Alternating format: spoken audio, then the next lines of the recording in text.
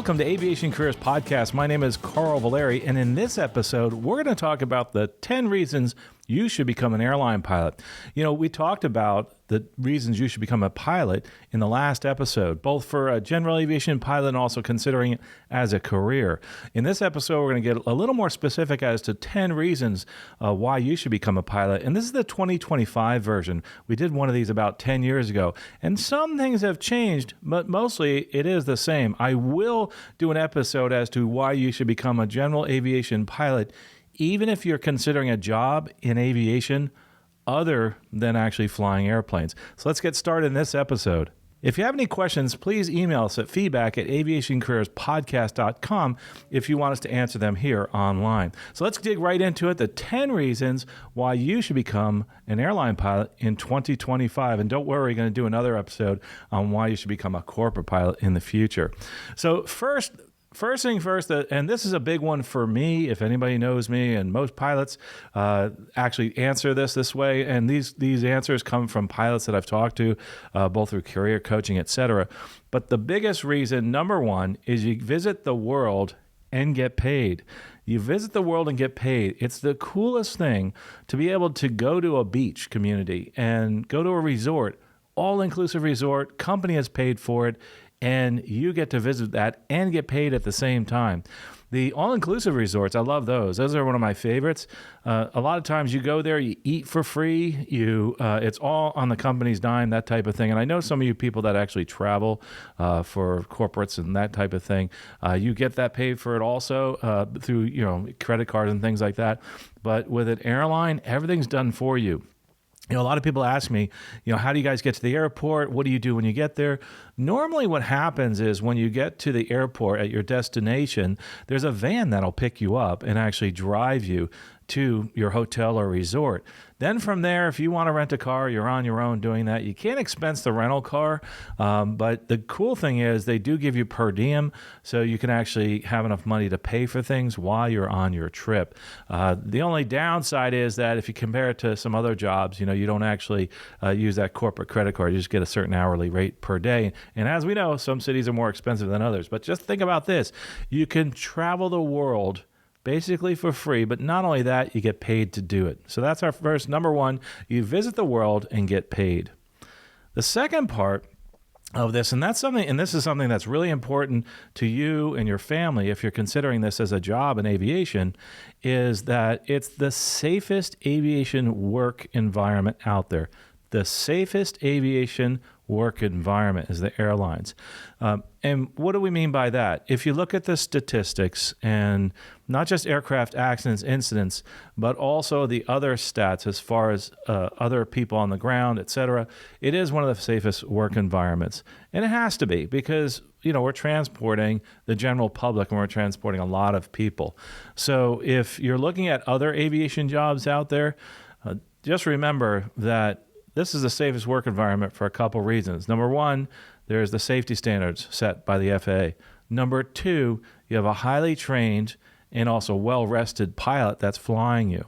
There are certain rest rules in the aviation world in Part 121, which is we're talking about the airlines, that you have to be rested and you have to go through a lot of training. So that's actually one of the great things about being in the airline environment. The second part of that safety is the fact you're flying airplanes that are well maintained.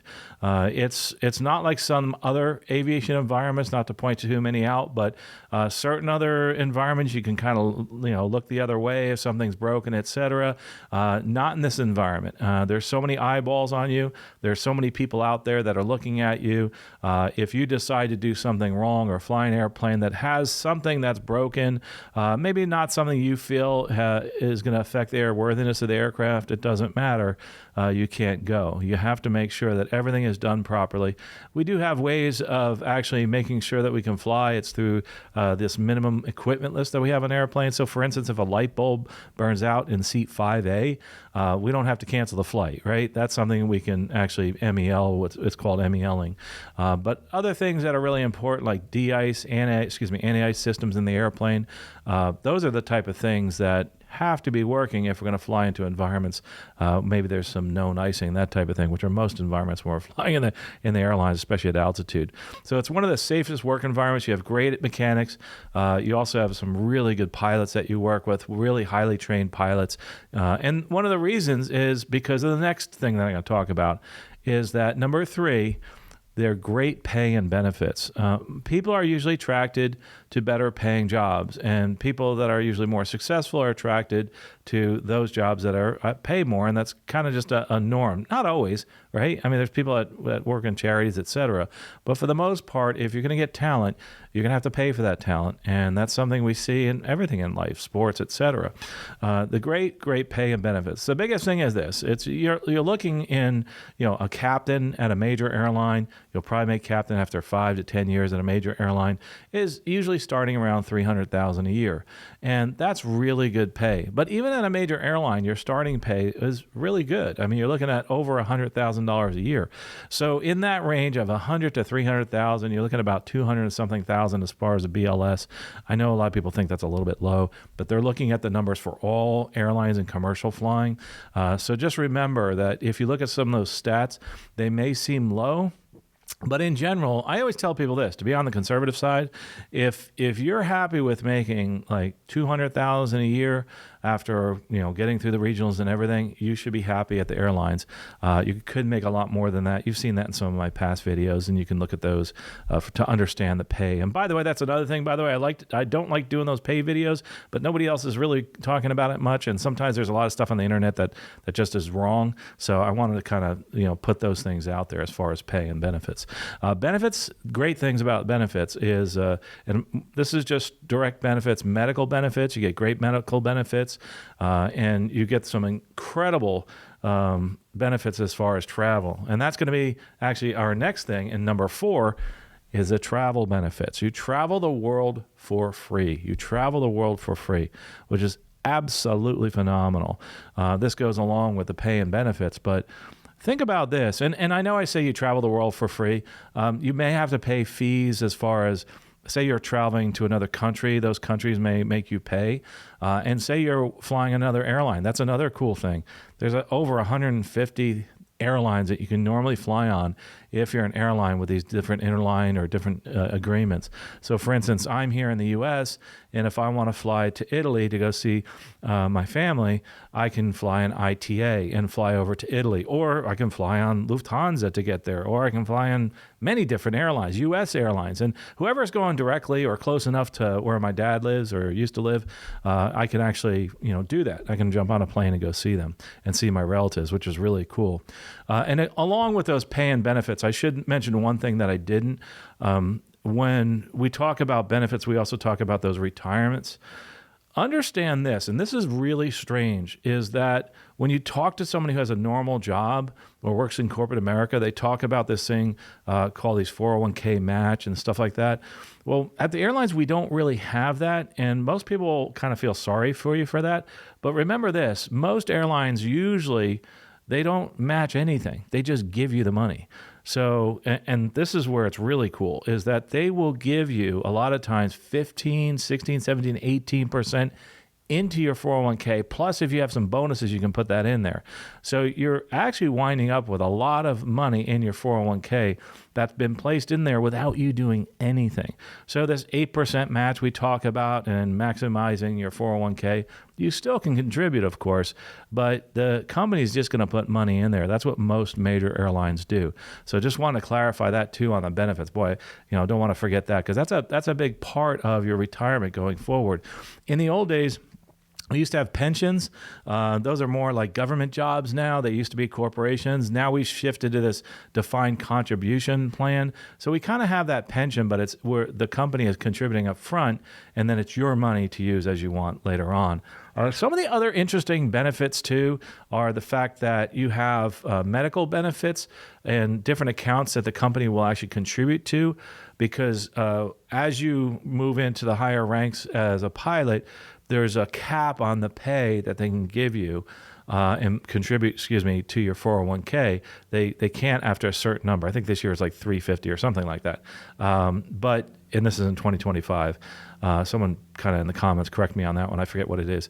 But one of the things that I think is important to realize that usually what's over that amount, if they can't put money into your 401k anymore, a lot of times it spills over into these other accounts that can be used for you and your medical benefits in retirement. And those numbers can be pretty high. We're talking, you're looking at six figures in that account by the time you retire. So this is in addition to your 401k. So those are some really nice benefits there. So enough of the benefits. And the big thing is traveling the world for free. That's a lot of fun. It's great to have a good retirement. So you know that you can actually live really well after you retire. But another thing, number 5, is when you're off, you're off. That's one of the great reasons to become an airline pilot. There's no calling it to work on days off. Now, I used to work in a corporate environment, and this is hard for some people to understand that have never been in that corporate environment, but you can get a phone call from work even when you're off, when you work for a corporation. I mean, even on your days off and on weekends. I know we as pilots, that's unheard of unless there's something wrong. I mean, that might maybe once a year. I mean, I might see my boss once a year, and that's it. Whereas in the corporate environment, normal jobs, 9 to 5 type of jobs, normal jobs, that's interesting. Regular 9 to 5 jobs, that's actually where you'll see the fact that you can be contacted at any time. Guys in IT and girls in IT that work there, holy cow. I mean, I hear people talk about how they'll work like 80 hours in a week. They'll be on call. They get phone calls in the middle of the night. There's a system down, that type of thing. I used to work in IT. Well, that doesn't happen. The cool thing is I leave the airplane, I shut it off, checklists are done, and I walk away, and I don't think about anything to do with work anymore. That's it. And I know some people are going to give me a little feedback. You do think a little bit. Like on your days off, a lot of times the companies will ask you to do online training, but that's actually at your own time when you want to do it, and you also usually get paid for that. But for the most part, 99% of the time when you're off, you're off. You're not thinking about work. You're thinking about fishing, golfing, working on your car, flying your small airplane, whatever it is. When you're off, you're off. There's no calling into the office, which kind of goes along with number 6. That's really cool about being an airline pilot. And one of the reasons you should become an airline pilot, no office politics. You don't work in an office. Well, I guess you could say we work in a very interesting office at 39,000 feet, but it's a lot different. There really isn't that office politics, and the reason being is you're not in an office. You're a crew of an aircraft. You do your job, you get it done, you go to the overnight, and that's it. And a lot of times you do interact with the crew. You might have somebody that's, and this could be kind of office politics, you have somebody that you interact with that you don't like. Say you're flying with someone you don't like. Well, the cool thing about that is the following week, you don't have to fly with them anymore. And that's pretty cool. So if there's someone you don't want to fly with, you can actually bid. We bid our trips. I'm going to talk about that in another episode. We bid our trips as to what we want to fly, and you don't have to go fly with that person again. So that's really cool. So no office politics. I think that's neat. Another benefit to being an airline pilot, and the reason you should become one, is number 7 is autonomy. Now, this is kind of interesting. If you think about it, this is really, really cool. We don't go into the office, right? And this is really neat. They trust us to entrust us with this very expensive airplane and to carry people and entrust us with those lives. They also entrust us to get to work on time, et cetera. And I know some airlines make you check in and stuff like that, but there is a lot of autonomy. You get yourself to work, you go fly the airplane, and that's it. You don't have to worry about a lot of different things. You can do whatever you want. You can, go and stop at the Starbucks on the way home, et cetera. There's not this. What's really, really cool is the fact that you're going in there, you do your one job, and that's it. You can do whatever else you want on that time off, but there's a lot of autonomy. You don't have somebody looking over you. And I know some people will say that, yeah, you have the FAA looking over you, you have all these other people you're interacting with, and that's what airline flying is. As a captain, I'm interacting with a dozen people right before we take off just to be able to push back from the gate. But the thing is that, you're doing that and you're doing that on your own, which is kind of cool. I know you're working with a team, but the cool thing is once you're off the gate, it's a wonderful thing, and there is a lot of autonomy in this job, which is really cool. And by that too, I mean bidding your schedules. You can actually change your schedule like I do. I'm one of those people that does I'm a min sched guy. What does that mean? I drop my schedule so I don't work much. Like this month, I'm working 7 days this month. In a 30-day month, I think we're in 31 days. So I'm working only 7 days this month. I'm on vacation right now, so this is what I do on my vacation. But it's really a lot of fun. I mean, I love doing this. I like helping people, so that's kind of why I do this on my vacation. And we go do day trips and that kind of thing. But one of the things that's really neat is you can actually set yourself up so you don't have to talk to anybody. You do most of the things on your own. You stay under the radar. And the one thing is you don't ever see your boss. Your chief pilot, you hardly ever see them. So a lot more autonomy. The other cool thing about this job, to become an airline pilot, you get to fly in some really challenging weather and terrain. So that's number 8, is you get to fly in really challenging weather and terrain. Some of the weather that you would never dream of flying in a small airplane, you will in a larger airplane. You get to go fly into some environments where there's snow. You fly into mountainous terrain. You do a lot of this flying in an airplane, with equipment, being the airplane, that is a lot safer than, say, flying a single engine over the Rocky Mountains or whatever at night. So there's that part too. And you do get to have some challenging approaches. Those are a lot of fun. I mean, I know a lot of people sometimes feel it's kind of fun to have things that break because then you can actually have something to fix. I rather not to have that. I'm okay with nothing going wrong. We could do that in the simulator. Let's have a real boring flight. But the cool thing is that some of these approaches into some of these areas can be a lot of fun. Some challenging approaches like visual approaches, say into LaGuardia and that type of thing. Phoenix, Albuquerque, and into the islands. There's really some cool approaches. And I should say challenging and cool approaches is probably a better way to describe that, because they are really cool to watch and to actually fly in using some of these RNP approaches. And you'll learn more about that in the pilot interview course, which, by the way, we're finally finishing that up. It's actually a list in our YouTube channel. You can just look at pilot interview course. We do like little shorts. I think we come out with them every Friday. It's just one question that you'll get on an interview. Anyway, so that's really cool. Challenging weather and terrain. The other one, number 9, is, and this is my favorite, is many days off, including generous vacations. I mean, it is incredible how many days off you can get if you want to. And of course, once you get more and more senior, you get more and more days off. But I get like 4 weeks vacation in a year. Well, it's not really 4 weeks vacation. It really means I'm only working about 7 days for 4 months out of the year. And that's how I bid my schedule. And there's more to that, but just understand that a lot of times you're only working half the days in a year. Maybe 150 days, maybe less than that. Like I said, this month I'm working 7 days. I think I'm working 7 or 8 days next month. The following month I'll probably work about 14 days for a regular schedule. But usually I have half the month off, half the number of days off. And sometimes I can put my schedule together so that it can actually give me a lot of days off. So that is the really cool thing, is having a whole bunch of days off. I'm going to have to kind of look at my schedule here as we're talking, but it's pretty phenomenal. I'm in January right now of 2025, and I am off from the 7th through the 23rd of January. I'm not working. And then I only work for 3 days, and I got the rest of the month off. So those are the kind of the cool things about this job, is having lots of days off. Or you can do the other thing too. You can go the other way and work on your vacations and do things like that. Like today, I could basically go and pick up a trip and make more money on my vacation. That's where I talked about how to make a lot of money as an airline pilot. So that's really cool. Number 10, which is awesome also for those people that want to live in a specific area.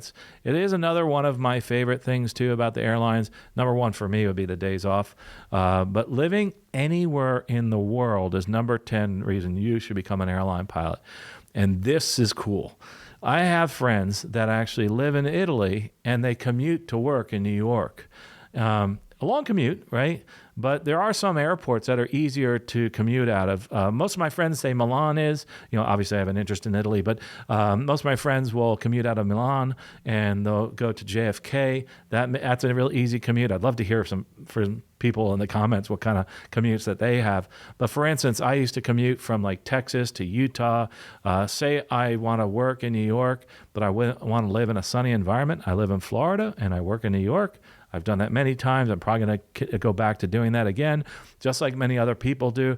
That's really cool. So again, you be working in New York, you might be working in Chicago, you might see the snow, but only while you're working. The rest of the time you're off, you're down in Florida in your vacation home, on the beach, whatever it may be. So the other part about living anywhere in the world that's really cool is that you get to live near family, friends, and also go to the schools that you want to go to for your family. And that's something that's really, really cool. So that is a huge thing. It's also goes along with that flying for free. You can jump seat anywhere in the world. You can actually travel anywhere you want. And part of that travel, free travel, enables you to live anywhere you want in the world. So those are the 10 reasons that we actually came up with becoming an airline pilot. I'd love to hear your reasons for becoming an airline pilot, or the possibility. I know you're thinking about it, some of you. But what are some of your reasons why you think you would like to become an airline pilot? And write those in the comments, or send us feedback at aviationcareerspodcast.com. Also, if you're looking for help trying to figure out what you want to do with your career and your life in aviation, whether you think you may or may not want to do this as a career, we do have some coaching, both one-on-one and group coaching. You can go to aviationcareerspodcast.com/coaching, find out more. If you want to join our group, and that's actually been a lot of fun, it's only $20 a month, but we have a special where it's a coupon. It's called Coach It Forward. Use that coupon, and you can actually get 1 month for free when you sign up. And the neat thing about the group coaching, and you can come in and leave anytime you want. Some people come in and say, you know what, I really just want the one-on-one coaching, because there's certain things you can't talk about in a group. The one cool thing about the group, we also have a community there. It's exclusive to the people in the group coaching, and those people can actually share their experiences and network amongst themselves, and also get that one-on-one questioning from me. And you can ask anonymous questions if you're in that group, and we'll answer them within that group setting. It's really been very inspirational. We always start off with a story, and then we go on to an actual topic. The next one coming up is actually going to talk about Q4. We're in the beginning of 2025. And I'm going to talk about I always talk about the hiring predictions and how these quarterly earnings actually affect that hiring.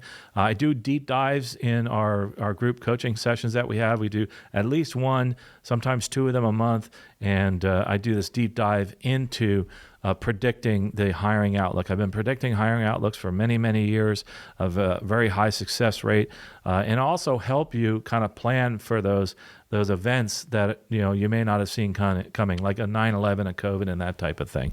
So go check that out. Our aviationcareerspodcast.com/coaching. Use a coupon code, Coach It Forward, if you want to get 1 month free. But the most important thing you can do for me right now, I mean, it's great that you've done this and you've listened to this video, is try to take one step every day towards your career goal. It may be just listening to a video out on YouTube, reading books. It could be starting your training by doing the written exams before you even get started flying the airplane. Go discover what flight school you might want to go to. Discover all the different careers. Go listen to some of the podcasts we've done in the past about becoming a flight attendant, mechanic, those type of things. But do this for me. Take one step today towards your career goal, and I know you will make it there sooner than you think. Well, safe flying out there. We'll talk to you next episode.